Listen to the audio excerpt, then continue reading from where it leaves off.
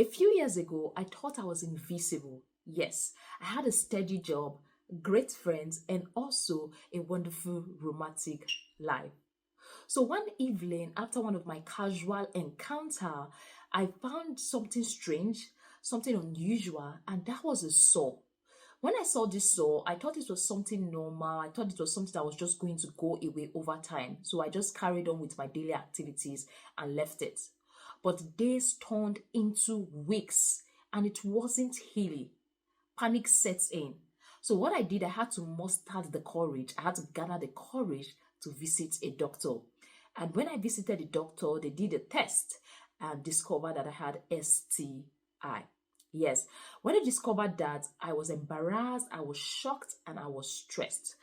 But this was a wake-up call for me, teaching me the importance of awareness, prevention, and regular checkup. So this was the story of Jennifer.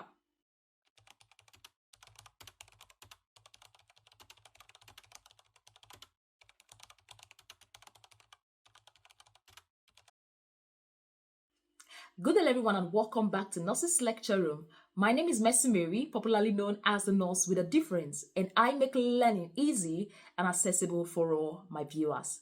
On this particular video, I'm going to be discussing the different types of STI in 2025 and also the symptoms attached to them and how to prevent it.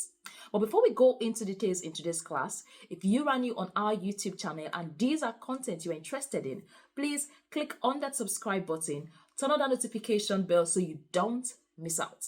For all my returning subscribers, this is Nurse Mercy Mary saying thank you. Let's go there. Sexually transmitted infection has been on the rise globally, and 2025 is not an exemption.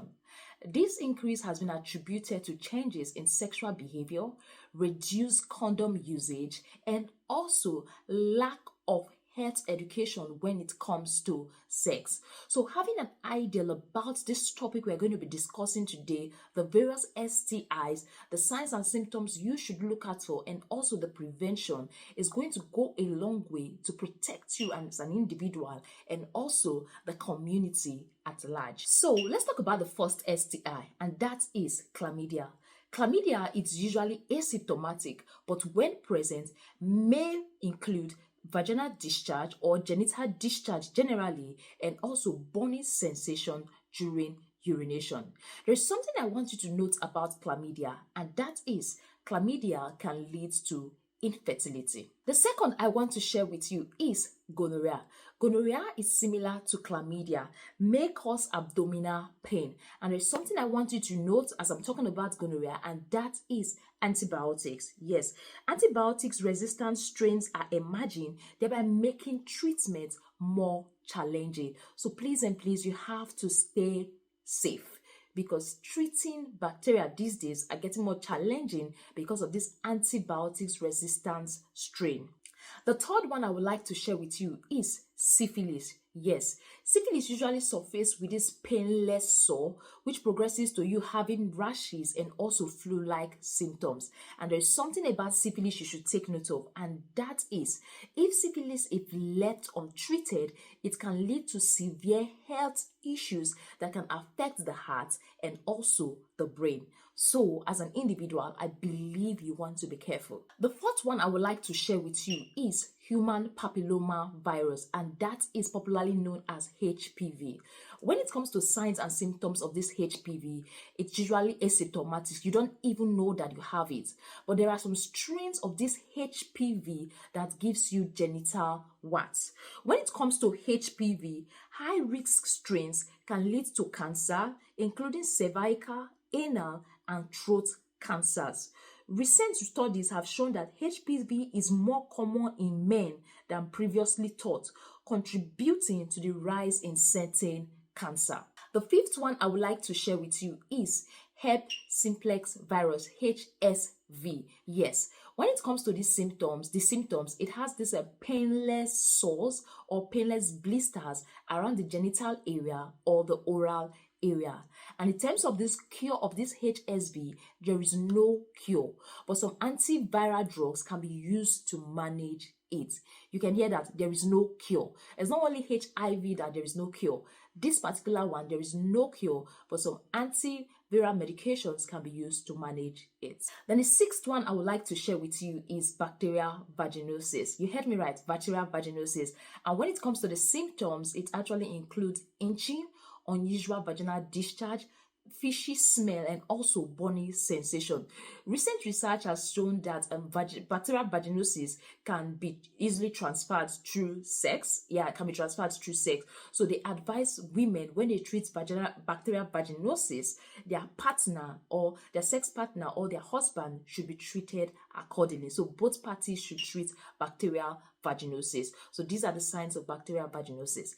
And the seventh one I want to share with you is HIV, human immunodeficiency virus. So HIV, we all know what HIV is all about. It comes with its own signs and symptoms such as joint pain, growth of the lymph nodes around the leg, and also it reduces your immunity generally.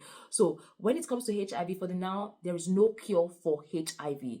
So these are the STIs that can be transmitted from person to person easily.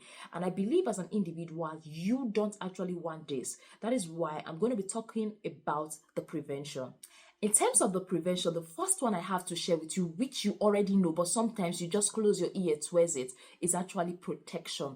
Yes, using protection, using your condoms like correctly. Yes, it's not about getting condoms, it's about using them correctly and adequately. Protection goes a long way to protect you from all this disease. Condom is the only family planning method that actually protects you from STIs. Then the second one I want to share with you is regular testing. Yes, go for regular testing, go for regular checkup, especially if you know as an individual you have a multiple sex partner, because the earlier you detect this STI, the better for you. Then the third one I have to share with you is open communication. Yes, have an open communication with your partner, with your spouse about what you are treating. For example, if you are a man or you are a woman and you have bacterial vaginosis, you are treating bacterial vaginosis, it is also very important for you to let your partner know that this is what I'm passing through and the doctor advised you also treat it too.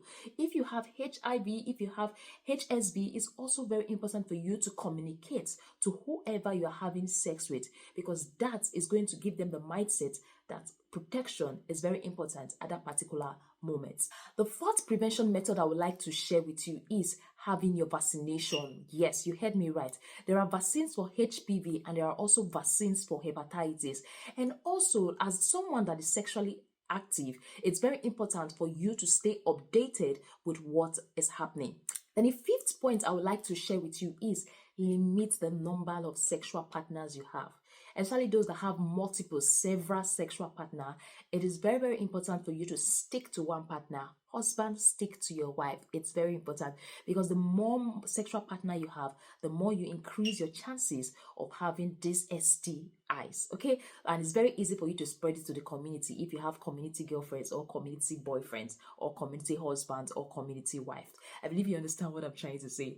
Then the sixth point I want to share with you is limit your alcohol intake. Alcohol, drugs actually make you lose your judgment when it comes to having sex. So when one is drunk, when one is high with all these drugs, they are unable to judge who they have sex with. They can just have sex casually without knowing what they are doing at that particular moment. And if they have sex with the wrong person that have that STI, they are going to get it. Yes. Like Ella said, when you have sex at that particular moment, the symptoms might not surface. It might take time. The incubation period for those signs and symptoms to surface might be longer. So it's very important for you as an individual to limit your alcohol intake, especially if you know personally you are unable to judge things rightly when you take alcohol, which is the job of alcohol anyway. In conclusion, what I have to say is STI is not a respecter of persons. STI does not discriminate. So if you are having casual sex with no protection, definitely what you are expecting, you are going to get it. Or what you are not expecting, you might get it. So what I advise you as an individual is stay informed, practice safe sex, and also go for regular checkup. Yes, this is not to put fear in your mind about sex or STIs. This is just to inform and also educate you of what you need to know. Thank you very much for staying tuned. Thank you very much for watching our video. Don't forget to like, don't forget to subscribe. And also, don't forget to share with a friend if you got value. For all my returning subscribers, this is Nurse Mercy Mary saying thank you. Bye and see you in our next video.